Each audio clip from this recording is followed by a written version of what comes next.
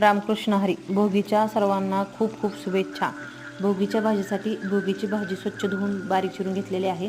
त्यानंतर त्यामध्ये वाणाचं साहित्य सगळं हरभरे सोललेले, गाजर, ऊस, पेरू, परत थोडासा हुरडा भाजलेला, तीळ भाजलेले आणि सर्व प्रकारचे वाण घ्यायचे बारीक चिरून आणि हे कुकरला 2 शिट्ट्या घेऊन काय करायची, भाजी शिजून घ्यायची. त्यानंतर शिजल्यानंतर त्या भाजीमध्ये थोडंसं बेसन पीठ, शेंगदाण्याचे कूट, मीठ घालून घ्यायचं आणि चांगली भाजी काय करायची, मिक्स करून घ्यायची.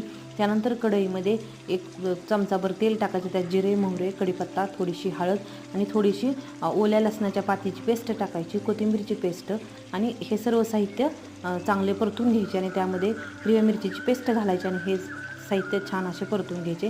त्यामध्ये आपण ही भाजी शिजवून घेतलेली काय करायचं, चांगली मिक्स करून घेतलेली त्यामध्ये घालून घ्यायची आणि चांगली भाजी उकळी येऊन द्यायची.